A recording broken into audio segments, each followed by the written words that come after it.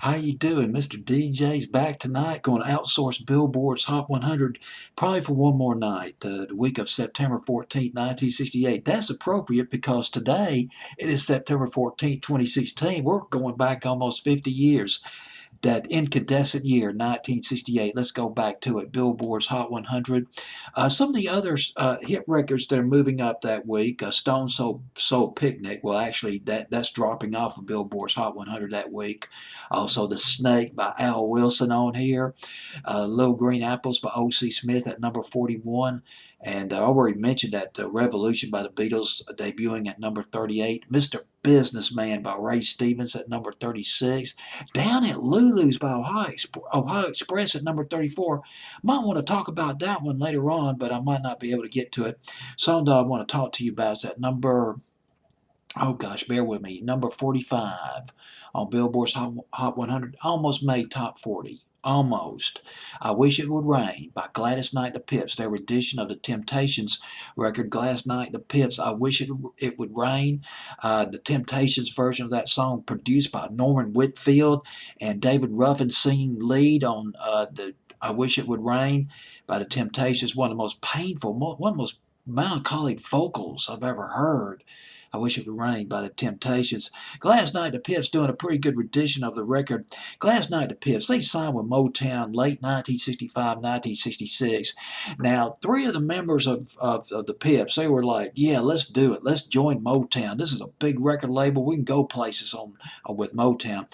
Gladys Knight was like, well, here's the thing. If we get on Motown, we're going to be overshadowed by these other artists. And that's pretty much what happened. The Gladys Knight and the Pips, they were second-tier artists on the Motown record label. Now, Berry Gordy, he put the Gladys Knight and the Pips at Motown under the Sun record label.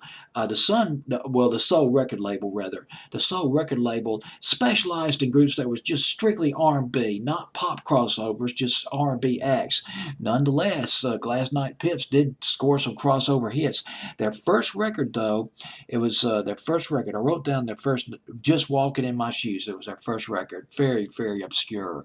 It was a hit in England, but the problem with that record was Gladys Knight and the Pips, they objected to the song because the Andantes were used. The Andantes, they were female session singers, and they sang over some of the Gladys Knight and the Pips parts in that record, and they objected to it.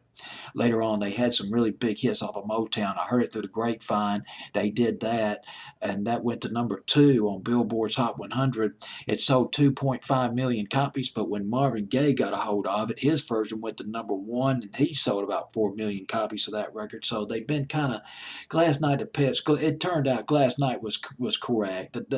As a matter of fact, she complained later on that groups like the Temptations, the Four Tops, the Supremes, particularly the Supremes, they're given all this top flight songs to record, whereas Gladys Knight and Pips were given crumbs. But I heard it through the grapevine. That was not a crumb. But there were other hits they had that are very obscure now. The End of Our Road, that went to number 15. That was in 1968.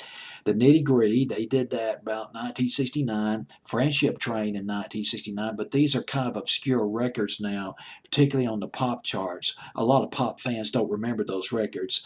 And If I Were Your Woman, that was a big one for them. Late 1970, early 1971.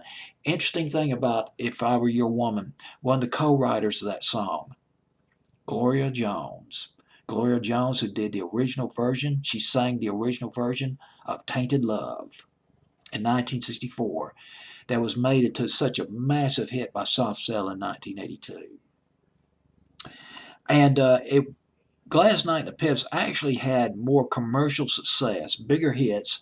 They tried to renegotiate their contract with Motown in 1972, but it just never bore fruition.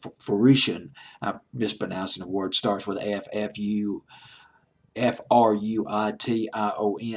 But and then they got on with the Buddha record label, and neither one of us wants to be the first to say goodbye. And Midnight Train to Georgia, huge hits for Gladys Knight and the Pips in 1973, and Gotta Use My Imagination. God, that had a backbeat. just can't beat it. Back in 1974, they did that one. Those were big hits off the Buddha record label. They really had a gold mine with Buddha, but they did achieve some commercial success on the Motown record label between 1966 through 1972. Last night, the Pips, they are at number 45. It peaked at number 41 on Billboard's Hot 100 for 10 weeks. I Wish It Would Rain on Billboard's Hot 100 of September 14th, 1968.